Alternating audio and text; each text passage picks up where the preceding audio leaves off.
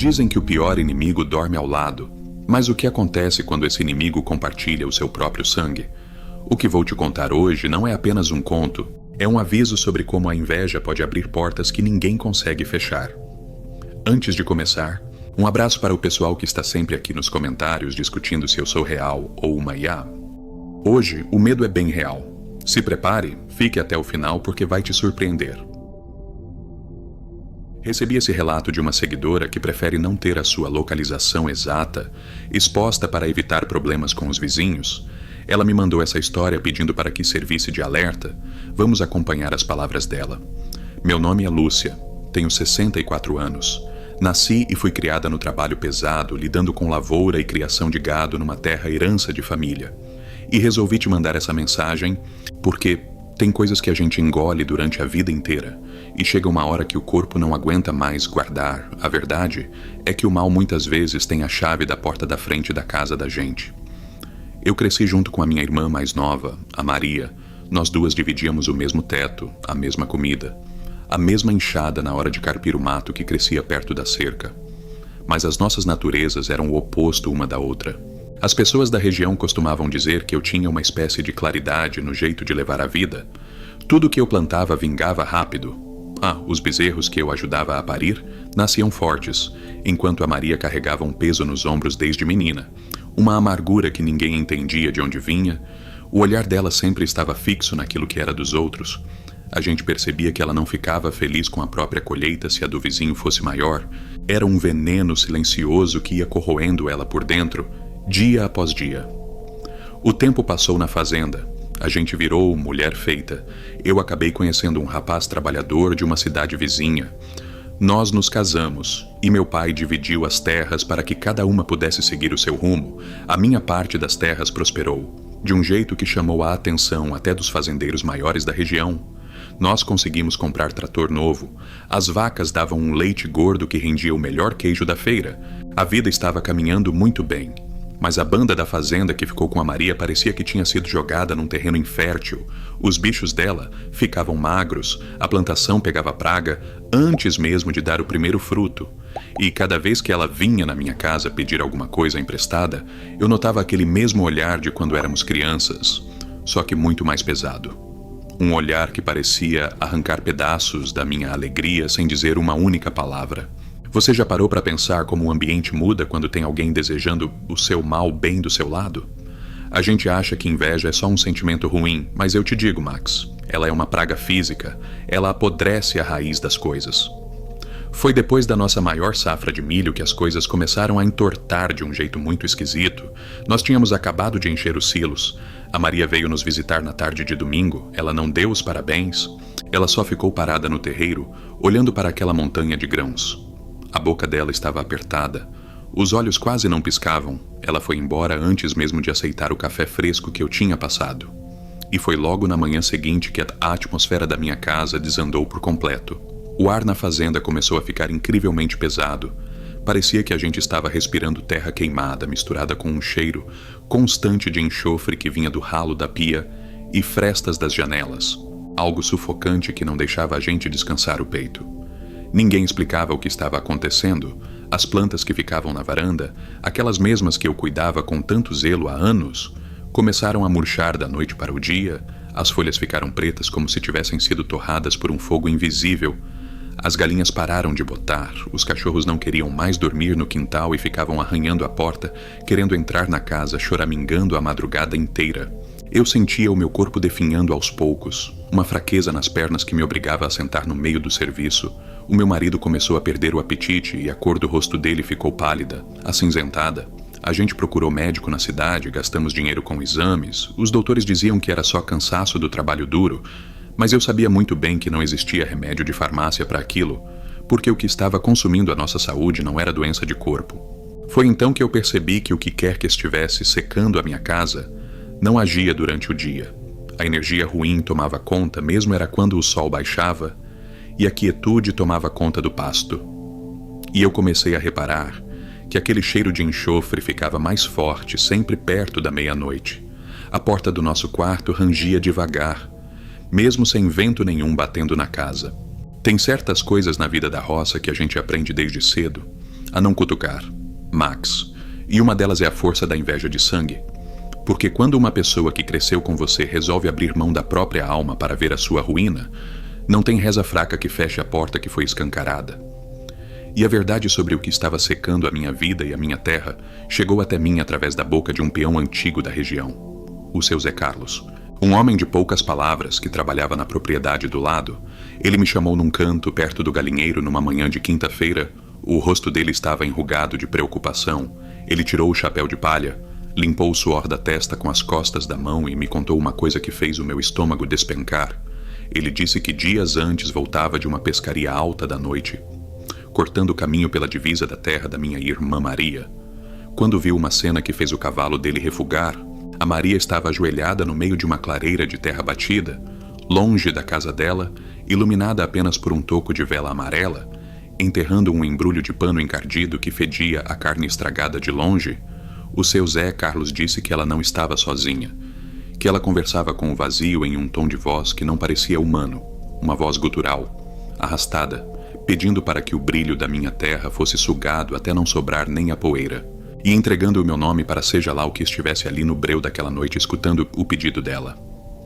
Você já deve ter lido dezenas de histórias assim no seu canal, mas viver isso é uma provação que rasga a mente da gente no meio.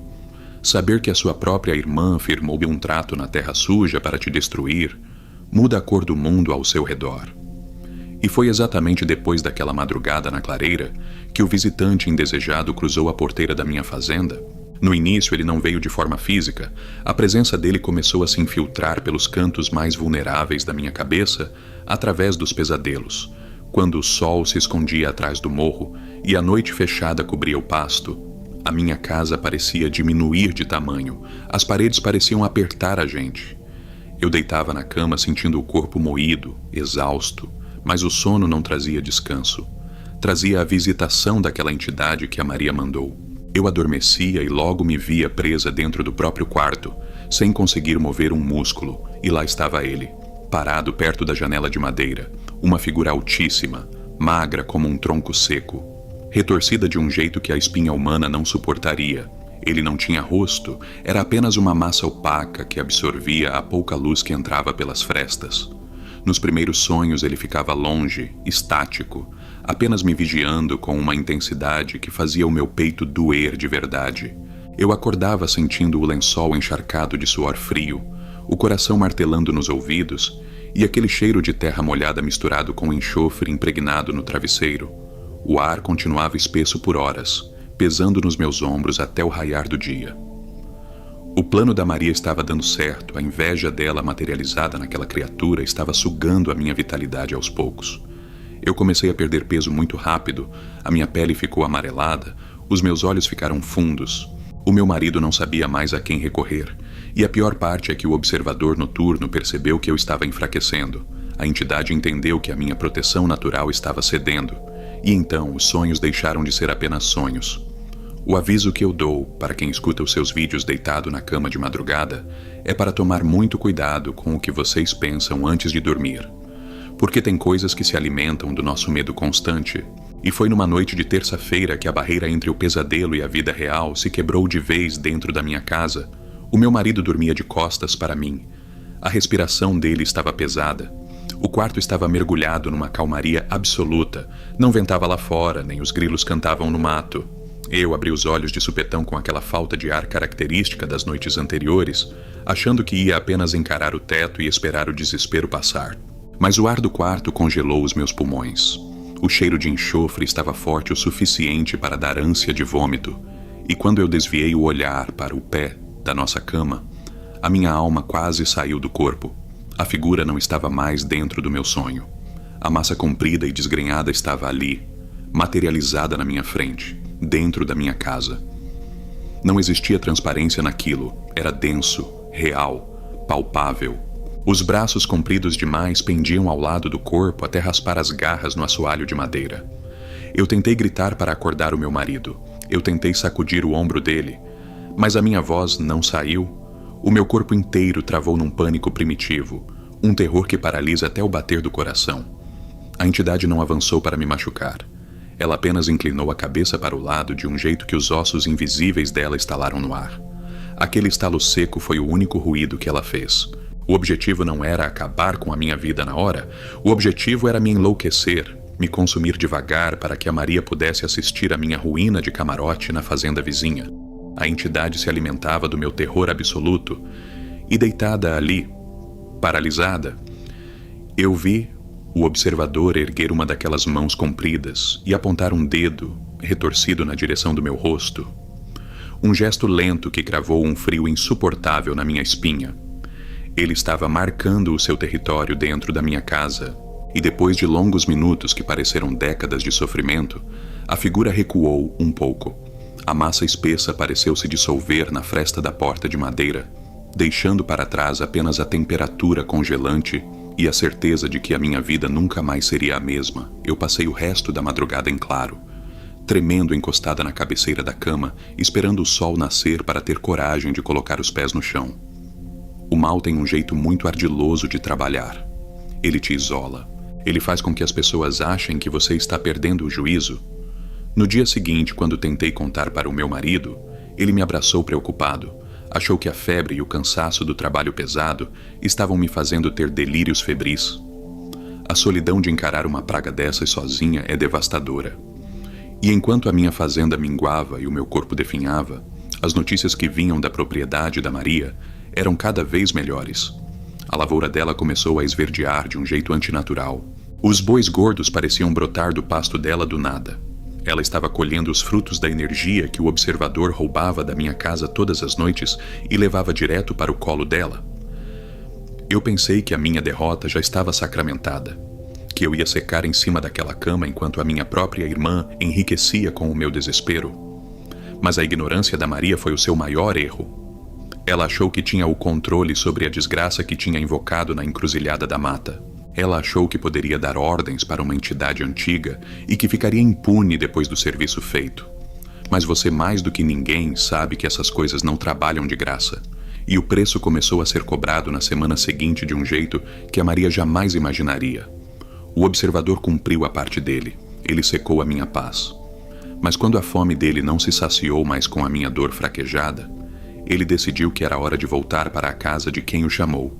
E o que eu presenciei nos dias que se seguiram, Max, é a prova de que a inveja é uma faca de 2 gumes que sempre termina cortando a pele do próprio dono. A fraqueza me derrubou, de vez numa tarde de chuva fina, eu não conseguia levantar da cama nem para beber um copo de água. O meu marido já falava em vender um pedaço de terra a preço de banana para me levar para um hospital de respeito na capital. O desespero tomava conta da nossa varanda, e as esperanças secavam mais rápido que a água no verão. Eu já tinha aceitado que o meu fim estava desenhado por aquela praga invisível que a minha própria irmã tinha plantado. Mas você sabe muito bem como é o silêncio que antecede uma tempestade feia no interior, aquele momento esquisito em que os passarinhos calam o bico de uma vez e o vento para de bater na folha da bananeira, um peso no ar que avisa que o tempo vai fechar com força bruta. Foi exatamente esse silêncio repentino que tomou conta do meu quarto na madrugada de quinta-feira. O ar pesado que esmagava o meu peito sumiu de uma hora para outra. O cheiro forte de enxofre e terra podre que grudava na madeira velha da casa desapareceu por completo, como se um redemoinho tivesse levado a sujeira embora. Eu puxei o ar bem fundo e pela primeira vez em longas semanas, o meu pulmão encheu sem doer. A febre baixou no mesmo instante. O frio paralisante no pé da cama acabou. E os cachorros no quintal pararam de arranhar a porta e deitaram quietos para dormir. A casa inteira respirou aliviada, mas eu não tive tempo nenhum de comemorar a minha melhora, porque logo nas primeiras horas da manhã, o peão seu Zé Carlos bateu na nossa porta com o chapéu amassado na mão e uma cara de assombração que não cabia no rosto dele. Ele recusou o pão e o café quente, pediu para falar comigo encostado na cerca de arame bem longe das janelas. A voz dele tremia feio quando ele contou que a banda da fazenda da Maria amanheceu afogada, debaixo de uma névoa rala e com um fedor insuportável de carniça. A mesma praga que estava me consumindo tinha virado as costas para a minha casa e marchado direto para a porta de quem assinou o contrato, lá na encruzilhada. A regra dessa gente do mato que lida com o oculto é clara e não falha nunca. A coisa ruim faz o serviço pesado que você pede, mas depois que ela termina o trabalho, se não tiver o pagamento exato do agrado dela, ela vem cobrar o aluguel direto no seu couro. E a cobrança da Maria chegou sem nenhum aviso prévio. O seu Zé Carlos me disse que os bois gordos da minha irmã amanheceram todos mortos no pasto de um jeito que não existe explicação. Eles não tombaram de doença natural de gado. Eles caíram secos no chão, retorcidos, com as pernas duras e a boca espumando um barro escuro que fedia a raiz podre. As galinhas dela amanheceram todas mutiladas dentro do galinheiro trancado. Não sobrou uma única viva para contar história ou botar ovo. A plantação verdinha que ela ostentava com tanta soberba apodreceu da raiz até a ponta. Na mesma madrugada, as espigas de milho ficaram pretas vazando um caldo grosso e nojento. A montanha-russa da desgraça estava apenas começando a despencar na cabeça dela. E eu confesso de coração aberto que ouvir aquilo não me trouxe alegria nenhuma, porque o mal, quando se instala e cria raiz tão perto da gente, acaba espirrando sangue para todo lado. Você que recebe e narra essas histórias toda noite já deve ter notado um padrão muito perigoso nesse tipo de relato. A entidade nunca se dá por satisfeita com pouco. O observador noturno estava com uma fome antiga e a minha fraqueza já não alimentava mais aquela miséria. Ele precisava de carne nova, de uma alma fresca e desesperada. E ele percebeu rápido que a fonte de toda aquela ruína estava respirando do outro lado da cerca. Na mesma noite em que os bichos da Maria morreram, a ventania mudou de direção de forma brusca. Eu lembro perfeitamente de estar sentada na mesa da cozinha cortando uns legumes para a janta quando escutei um estouro seco vindo lá das bandas das terras dela. Um som que parecia o telhado de uma casa inteira quebrando no meio, seguido de um grito de mulher rasgando o silêncio da roça no meio da noite. Um grito tão esganiçado e dolorido que fez os pratos tremerem na prateleira de madeira da minha parede. Eu larguei a faca na pia na mesma hora. O meu marido correu para pegar a espingarda carregada atrás da porta, achando que era invasão de bandido na região. Nós saímos correndo no terreiro, pisando no barro molhado, e olhamos direto para a direção da casa da Maria. A luz da varanda dela estava piscando freneticamente num ritmo que embrulhava o estômago. As luzes de dentro dos cômodos acendiam e apagavam sozinhas. E mesmo a uma boa distância separadas por muito pasto, a gente conseguia sentir o cheiro pesado de carne em decomposição empesteando o vento forte que vinha de lá, o exato mesmo cheiro que semanas antes sufocava o meu quarto. Nós não tivemos coragem de cruzar a porteira no escuro no meio daquele caos absurdo. O medo paralisou as nossas pernas e a gente voltou para dentro, trancando a casa inteira e rezando alto para o sol nascer logo. Mas não precisou esperar clarear o dia para o desespero bater com tudo na nossa porta, porque perto das 4 horas da madrugada, nós escutamos socos desesperados na madeira pesada da porta da frente, arranhões de unhas tentando abrir a tranca na força bruta, e a voz da Maria embargada num choro estrangulado, pedindo pelo amor de Deus para a gente abrir rápido.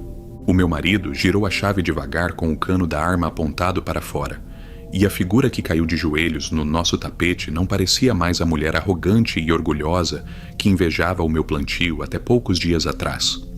A Maria estava imunda, coberta de barro escuro do pescoço para baixo, as roupas todas rasgadas, o rosto cheio de cortes causados pelos galhos do mato espinhoso. Os olhos dela estavam arregalados, injetados de sangue, saltando para fora do rosto de um jeito que beirava a loucura completa.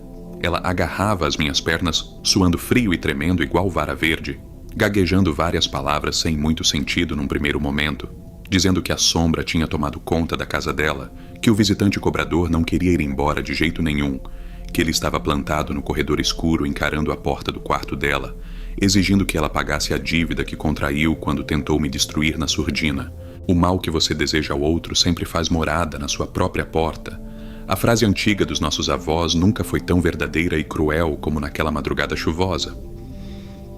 Eu mandei o meu marido esquentar uma água com muito açúcar no fogão para tentar acalmar ela de alguma forma, mas a Maria não conseguia segurar a caneca esmaltada. Os dentes dela batiam uns nos outros fazendo barulho e ela contava soluçando compulsivamente que depois que os bois e as galinhas morreram, ela tentou desfazer o trabalho sujo por conta própria. Ela voltou na encruzilhada de dia, cavou a terra, desenterrou o embrulho fétido, jogou álcool e queimou o pano encardido, achando que o fogo resolveria e apagaria o erro do passado. Mas mexer com forças antigas e pesadas usando as próprias mãos ignorantes é a mesma coisa que jogar um galão de gasolina numa casa que já está pegando fogo. A entidade interpretou aquela queima como uma ofensa gravíssima. O observador noturno, que antes ficava só parado e estático no canto do quarto, decidiu mostrar a verdadeira forma dele para a Maria. Ela me contou tremendo que a figura altíssima e sem rosto esticou os braços deformados até quase bater no teto de gesso e começou a andar na direção dela, quebrando os próprios ossos a cada passo arrastado no chão da sala. Soltando um som gutural que parecia um porco grande sendo abatido no fundo da garganta, ela precisou fugir pela janela do fundo, quebrando o vidro com os próprios cotovelos para não ser agarrada, largando a casa toda aberta para trás, largando a vida inteira dela para trás. A inveja doentia tinha cobrado o preço mais alto que existe na Terra. Ela tinha invocado o diabo para arruinar a minha vida, e agora o diabo estava sentado no sofá da sala dela, exigindo a alma da dona da casa. E o pior de tudo é que quando eu olhei pela minha janela, tentando acalmar a minha irmã, eu vi que o pasto molhado lá fora já estava coberto por uma neblina rasteira muito familiar, sinalizando que a coisa não ia desistir e já estava caminhando nas nossas terras, farejando o rastro de desespero que a Maria deixou para trás. A névoa rasteira vinha vindo pelo pasto, cobrindo o capim feito um cobertor de algodão sujo. O meu marido correu trancar as janelas de madeira, empurrando o guarda-comida pesado contra a porta da cozinha para reforçar a tranca, enquanto a Maria continuava encolhida no chão, chorando alto, limpando o bem do nariz na manga do vestido rasgado, imunda de um barro que cheirava a coisa podre, daquela terra que ela mesma tinha revirado lá na encruzilhada da mata. Dava para ver no desespero dela que o arrependimento não vinha de uma mudança sincera no coração, mas sim do pavor puro de ser pega pela própria armadilha que ela mesma armou. A inveja tem esse preço amargo, Max. Ela te faz gastar tudo o que você tem para ver o outro no chão, te faz perder o sono, perder a paz, gastar o restinho de alma que te resta, e no final te deixa sem eira nem beira na frente do cobrador, sem ter para onde correr e batendo na porta daqueles que você mais tentou prejudicar. Eu olhava para aquela mulher que dividiu a barriga da minha mãe comigo, que cresceu dividindo o mesmo prato de esmalte e a mesma colcha de retalhos nas noites frias de inverno, e sentia uma mistura esquisita de pena com revolta, porque por causa da ganância cega dela, o breu da noite parecia estar cobrando uma conta que ia respingar em cima do meu teto limpo, em cima da vida do meu marido que nunca fez mal para uma alma viva naquela região inteira. O ar começou a esfriar de uma maneira violenta dentro da cozinha, uma friagem que parecia vir de dentro da terra. Não era aquele frio gostoso de inverno que a gente bota um casaco de lã e toma um café quente.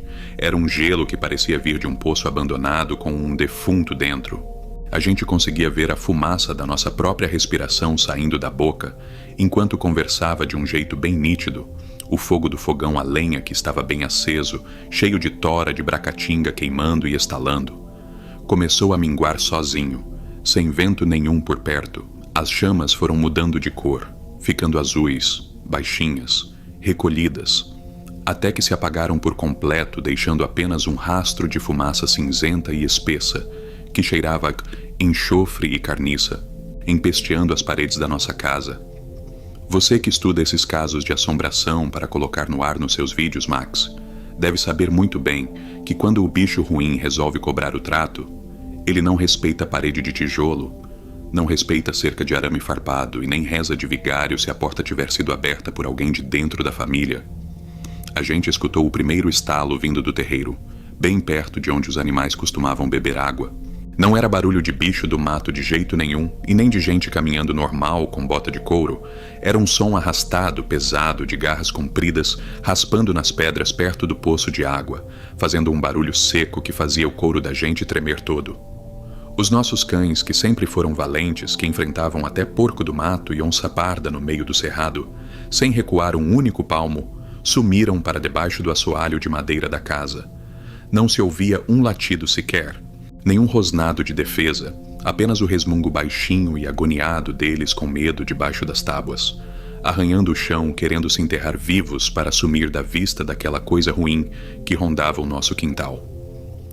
O meu marido firmou o corpo no meio da cozinha, segurou a espingarda calibre 12 com as duas mãos, limpou o suor que descia pelo rosto dele mesmo com aquele frio de congelar os pulmões e apontou o cano direto para a porta da cozinha.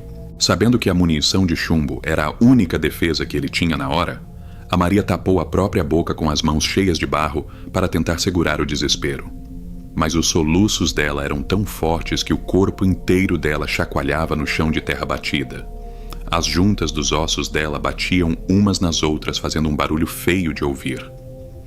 O cheiro de podridão ficou tão espesso que parecia que tinha uma carcaça de boi de muitos dias esquecida, bem ali no meio da mesa da janta. A luz do lampião de querosene começou a falhar. A chama dançava dentro do vidro como se estivesse sofrendo com um sopro invisível, diminuindo, até virar um pontinho vermelho que quase não clareava os cantos do cômodo. E foi quando a primeira batida forte aconteceu na parede dos fundos da casa, um soco tão bruto que as tábuas de peroba gemeram de ponta a ponta e um prato de louça antigo caiu da prateleira estraçalhando no chão em 1000 pedaços. O vulto não estava querendo entrar, arrombando tudo de uma vez com pressa.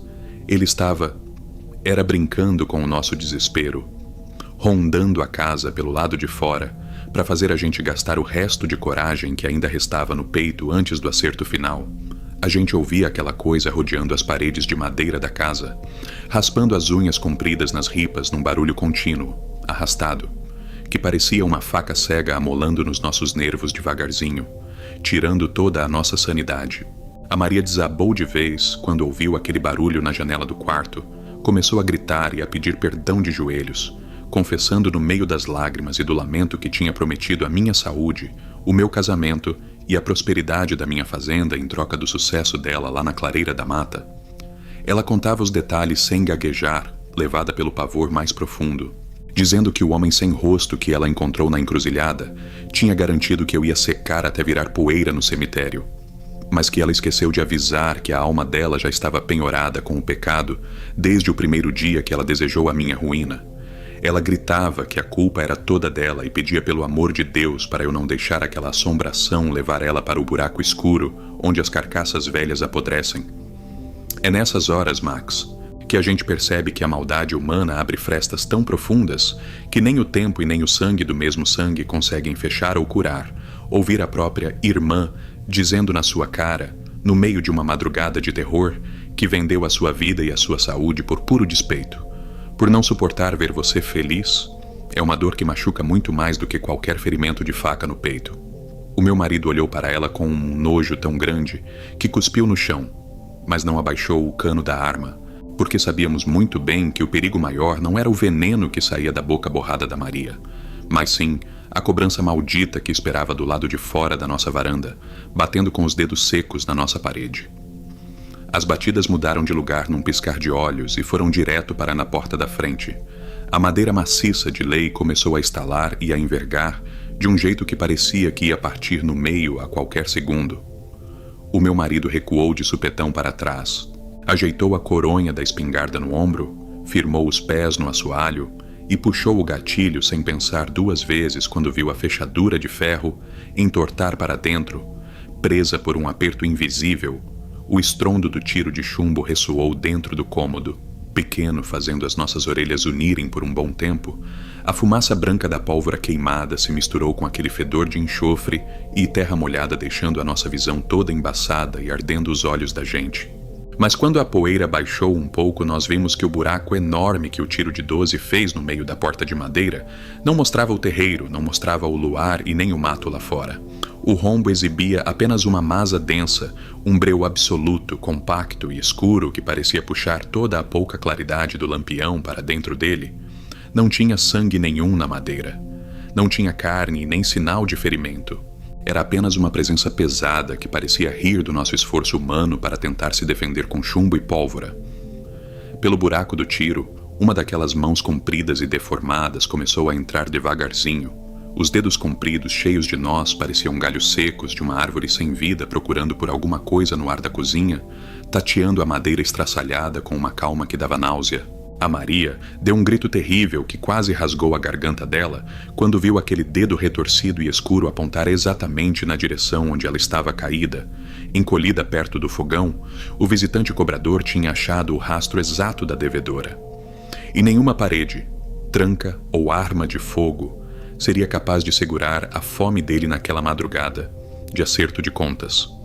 A criatura começou a forçar a abertura da porta, alargando o buraco feito pelo tiro com as próprias mãos desgrenhadas como se estivesse rasgando uma folha de papel de pão. O som da madeira grossa estraçalhando e quebrando era assustador. Ressoando por toda a casa de um jeito que fazia o teto tremer, a Maria tentava se arrastar de costas para debaixo da mesa da cozinha, mas as forças das pernas dela tinham sumido por completo por causa do medo. As pernas dela pareciam duas pedras pesadas que não obedeciam mais os comandos da mente.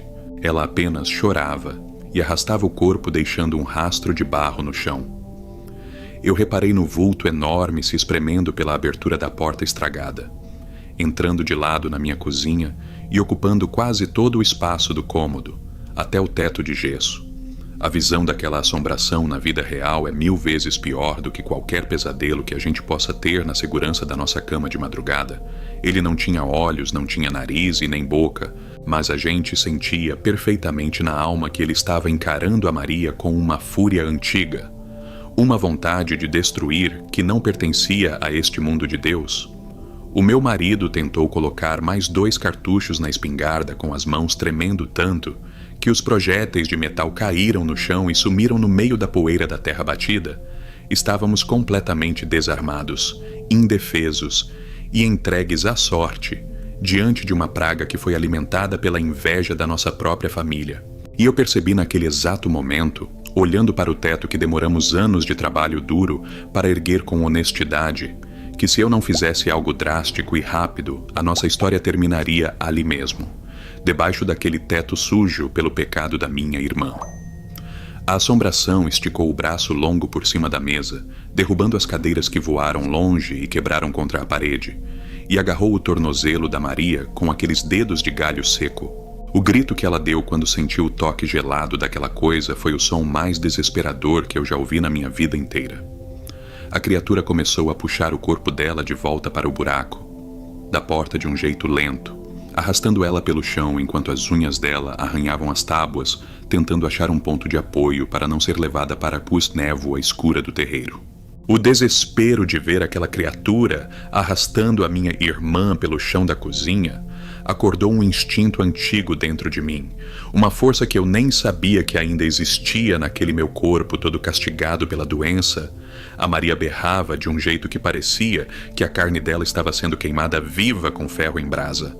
As unhas dela deixavam sulcos fundos e marcas de sangue na madeira do assoalho enquanto ela tentava de toda forma se agarrar nos pés da mesa, mas aquele vulto enorme não fazia o menor esforço. Puxava o corpo dela com a mesma facilidade que um homem adulto puxa uma corda leve no pasto. O meu marido continuava de joelhos procurando os cartuchos caídos no chão de terra batida. As mãos dele batiam nas panelas. O pânico tinha tomado conta da cabeça dele por completo, e ele já não conseguia juntar Lé com Ré. Foi aí que eu lembrei do pequeno oratório de madeira de lei que ficava pendurado bem no canto da sala, uma herança que pertencia à minha avó materna e que guardava um vidro de água benta trazido de uma romaria muito antiga, benzido por 3 padres diferentes em sextas-feiras de quaresma, além de uns ramos de arruda e oliveira secos que a gente usava para benzer o tempo quando vinha tempestade de pedra na lavoura. Eu não pensei 2 vezes, Max. Não dava para ficar parada assistindo o diabo carregar o meu próprio sangue para dentro do breu da noite. Por mais que a Maria tivesse sido ruim e desejado a minha desgraça na clareira da mata, ela ainda era a menina que cresceu comigo debaixo dos olhos da minha mãe. Eu levantei da cadeira num pulo só, ignorando a fraqueza que fazia as minhas pernas tremerem. Corri até a sala escura, tateando as paredes com os dedos dormentes até encontrar a portinha de vidro do oratório. O puxador de metal estava tão gelado que pareceu colar na pele da minha mão. Eu enfiei os dedos lá dentro e arranquei o vidro de água benta junto com os ramos secos.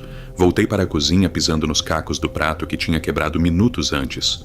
E a cena que encontrei quase me fez dar as costas e correr para o mato. A metade do corpo da Maria já estava para o lado de fora da porta estragada, sumindo no meio daquela névoa rala e fedorenta que cobria o terreiro. A criatura enorme estava encurvada, segurando a perna dela com as duas mãos disformes enquanto soltava um estalo seco e contínuo com os ossos. Um barulho que parecia o estalar de uma fogueira de gravetos secos, mas num ritmo muito mais rápido e perturbador. O cheiro de enxofre estava tão forte que meus olhos lagrimejavam e a minha garganta fechava, impedindo o ar de entrar direito. Eu segurei o vidro com força, arranquei a rolha de cortiça com os dentes e caminhei direto na direção da fresta da porta. O meu marido gritou lá de trás pedindo para eu não chegar perto daquela ruína, mas eu já não escutava mais nada. O meu coração martelava no peito como se quisesse saltar para fora. E a única coisa que passava na minha cabeça era que o mal não podia vencer dentro da minha casa. Chegando bem na beirada do rombo da madeira, eu joguei um punhado generoso daquela água benta direto em cima dos braços compridos do vulto escuro, usando o ramo seco para espalhar as gotas com toda a força que eu tinha no braço, e no mesmo instante que o líquido tocou aquela massa preta e densa, um chiado horroroso começou a acontecer.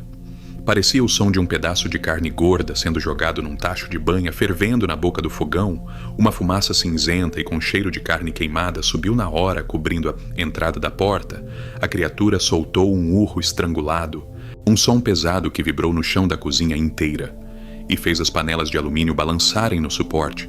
Os braços compridos dela se retorceram como cobras feridas, e ela largou o tornozelo da Maria num sobressalto, recuando 2 passos para o meio da escuridão do quintal, sumindo na névoa rasteira, que parecia proteger ela da claridade espiritual daquela água rezada. Eu aproveitei aquele segundo de fraqueza do monstro. Segurei a Maria pelos braços com a ajuda do meu marido, que finalmente tinha conseguido levantar do chão, e nós puxamos ela para dentro de vez, arrastando o corpo dela até o canto mais protegido perto do fogão de lenha apagado. A minha irmã estava mole, sem nenhuma firmeza nos braços, com os olhos virados para cima, mostrando apenas a parte branca. A boca dela estava aberta, vazando uma saliva espessa e escura que manchava o queixo dela todinho. O meu marido não perdeu tempo. Pegou uma corda grossa de amarrar bezerro que estava pendurada perto da pia e passou várias voltas ao redor dos batentes da porta estragada, amarrando também um pedaço grosso de caibro de madeira para garantir que nada passasse por ali pelo resto da madrugada.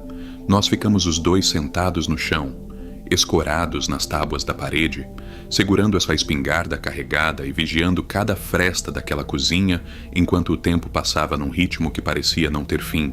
A quietude que se instalou lá fora depois do urro da entidade era uma calmaria de cemitério.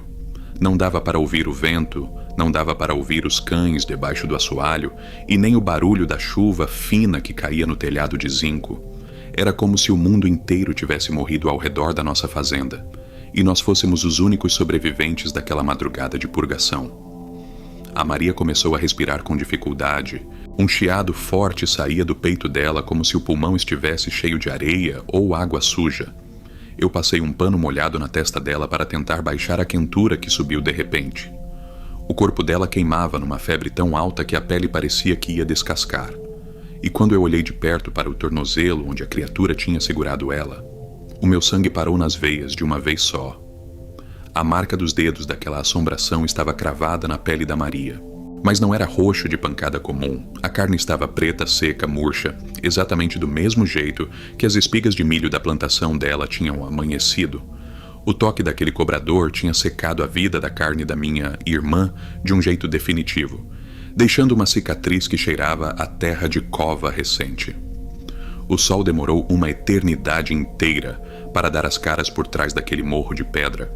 E quando os primeiros raios de luz amarela cortaram a neblina rala do terreiro, nós conseguimos finalmente respirar com um pouco de alívio, sabendo que as coisas que pertencem ao breu perdem a força quando o dia clareia o mato.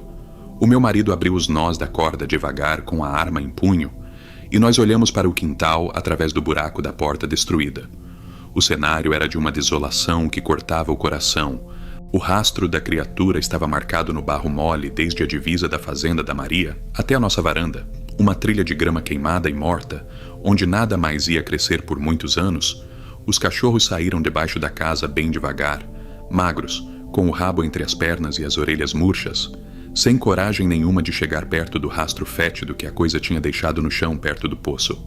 Nós colocamos a Maria na garupa do cavalo mais forte e marchamos direto para Isenauta, a vila vizinha atrás da dona Ditinha, a benzedeira mais antiga e respeitada de toda a região, uma mulher que tinha os cabelos brancos como algodão e que conhecia os mistérios da terra como ninguém, porque eu sabia muito bem que o médico da cidade não ia conseguir dar jeito naqueles dedos pretos, marcados no tornozelo da minha irmã, e muito menos na mente dela, que parecia ter ficado presa lá na encruzilhada com um homem sem rosto.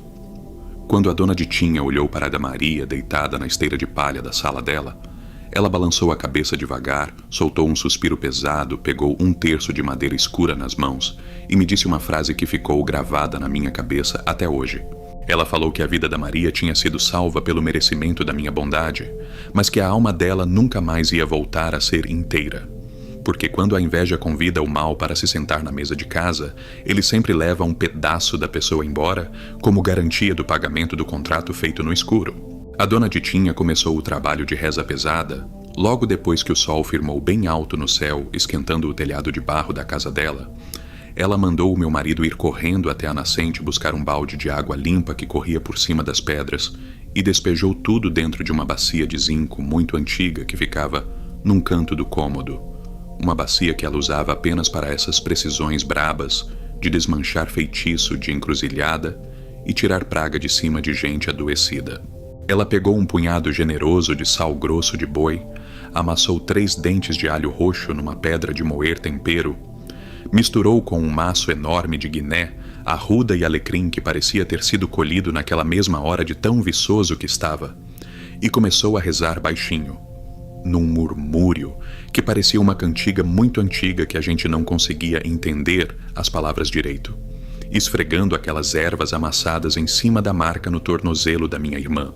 O negócio foi tão feio que no exato momento em que o caldo verde daquelas folhas tocou a pele preta e murcha da perna da Maria, a água dentro da bacia de zinco ferveu sozinha borbulhando, que nem panela de feijão no fogo alto. Um fedor de enxofre e carniça subiu da ferida, impregnando o ar da sala inteira. E a dona Ditinha precisou segurar o corpo da Maria com uma força que ninguém imaginava que uma senhora daquela idade possuía, porque a minha irmã começou a debater os braços e as pernas de um jeito violento, revirando os olhos e cuspindo uma gosma amarelada no chão de terra varrida. O trabalho durou a tarde inteira e entrou pela noite adentro. Nós precisamos acender 3 lampiões na casa para ajudar a iluminar o cômodo, enquanto a benzedeira queimava uns pedaços de carvão vegetal, com incenso de igreja num prato de barro, para tentar limpar o ar pesado que a Maria carregava nos ombros. Quando a reza finalmente terminou, o galo já estava cantando no terreiro do vizinho, anunciando o outro dia. A Maria estava desacordada na esteira, com o rosto branco que nem cera de vela e a respiração muito fraquinha. A dona Ditinha lavou as mãos numa caneca de alumínio, enxugou num pano de prato limpo e chamou a gente num canto da varanda para dar a sentença final sobre aquele desespero todo. Ela falou olhando bem no fundo dos meus olhos que tinha conseguido fechar o buraco que a entidade rasgou na aura da minha irmã, que a coisa ruim não ia mais conseguir puxar a Maria para dentro do breu do mato naquela hora, mas que o estrago na vida material dela não tinha conserto humano que desse jeito. A marca no tornozelo ia ficar ali para o resto da vida dela, como um lembrete vivo do pacto sujo que ela firmou por causa de inveja, uma cicatriz preta e dolorida que ia latejar toda vez que o tempo fechasse para chover na nossa região. E a pior parte não era nem a ferida na carne, Max. A pior parte é que a benzedeira avisou que as terras da Maria estavam amaldiçoadas pela mesma praga que ela mandou para mim. A terra dela tinha virado um lugar abandonado, a céu aberto, onde nenhuma semente ia brotar nunca mais. A nascente de água que passava por lá ia secar de vez. E quem tentasse morar naquelas bandas ia definhar, junto com o pasto estragado. Nós voltamos para a nossa fazenda no final daquela mesma semana, carregando a Maria na carroça deitada em cima de uns cobertores grossos. A situação da propriedade dela era de cortar o coração de qualquer produtor rural que tira o sustento do suor do próprio rosto. O cheiro de podridão vinha de longe. Nós precisamos contratar uns peões da cidade vizinha para ajudar o meu marido a juntar as carcaças secas dos bois e das vacas leiteiras, que pereceram retorcidas no pasto dela, para jogar tudo numa vala funda e botar fogo com muito óleo diesel em cima. A fumaça preta daquela queima durou 3 dias seguidos, cobrindo o céu da nossa baixada. e as cinzas da plantação de milho dela voavam com o vento sujando a varanda da nossa casa. A casa de alvenaria que a Maria tanto orgulho tinha de ostentar estava com as paredes rachadas. O mato espinhoso cresceu de um jeito inexplicável, tomando conta das janelas e da porta da frente. As telhas desabaram no meio da sala, afundando o telhado por completo. A fazenda dela virou um monumento de ruína e destruição no meio do nosso vale. Um aviso macabro para qualquer pessoa que passasse na estrada de terra ali na frente. A Maria não teve outra escolha, a não ser se mudar para o quartinho de despensa nos fundos da minha casa. O meu marido não queria de jeito nenhum. A mágoa dele era muito grande por conta do tiro que ele precisou dar na porta e de todo o terror que a gente passou na cozinha. Mas a gente que tem coração voltado para o bem não consegue jogar um bicho na rua para sofrer de fome, muito menos alguém do mesmo sangue. A vida na roça já é uma provação pesada por natureza. A gente acorda com o corpo doendo do batente do dia anterior. As mãos engrossam no cabo da enxada e o rosto queima no mormaço do sol do meio-dia. Mas nada disso derruba o peito de um trabalhador honesto quando ele deita a cabeça no travesseiro de noite sabendo que a consciência dele está limpa feito água de mina. A dor do cansaço do corpo o sono resolve num instante. Mas o terror de saber que uma praga encomendada continua vigiando a sua cerca é uma aflição contínua que adoece a mente da gente a cada relógio que bate na parede. O meu marido envelheceu junto com o nosso gado. Ele não desce mais para o terreiro depois que o sol se esconde atrás daquele morro de pedras. A espingarda calibre 12 vive encostada bem do lado da nossa cama, sempre engraxada e abastecida com chumbo grosso. Por mais que a gente tenha a plena consciência de que metal e pólvora não servem de nada, contra aquela anomalia que ronda as terras do vizinho, o peso da arma na mão traz uma ilusão pequena de defesa para atar a nossa cabeça cansada. Nós não recebemos mais visitas de outros fazendeiros para tomar café na varanda no domingo de tarde. A notícia da desgraça que caiu em cima da fazenda da Maria se espalhou pelo interior inteiro bem rápido como um rastro de pólvora acesa. O povo da vila evita passar pela estrada de terra que corta a frente da nossa porteira. Quando a tarde começa a cair para a noitinha, eles preferem dar uma volta de 3 léguas a mais de carroça pelo caminho do brejo do que correr o menor risco de enxergar aquele vulto disforme no meio da neblina fedorenta. Nós ficamos completamente ilhados na nossa própria casa por conta daquele pacto maldito. A inveja não destruiu apenas a propriedade e a alma da minha irmã, que fez o serviço sujo. Ela destruiu a nossa liberdade de ir e vir com a tranquilidade que a gente tinha antes. Hoje, já se passaram quase 8 anos desde aquela madrugada desgraçada em que o bicho ruim tentou arrombar a nossa casa de madeira. A nossa vida, aos poucos, foi voltando para os eixos com muita dificuldade e muito trabalho pesado.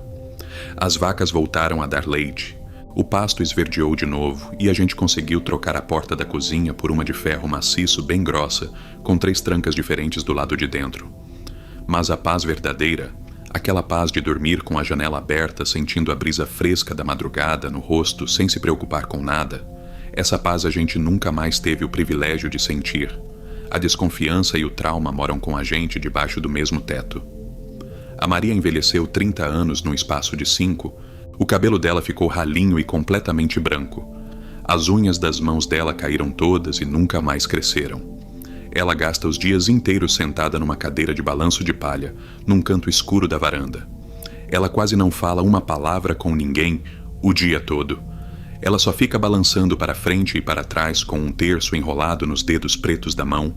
O olhar dela é completamente oco, vidrado no horizonte, como se ela não estivesse mais vivendo no mesmo mundo que a gente.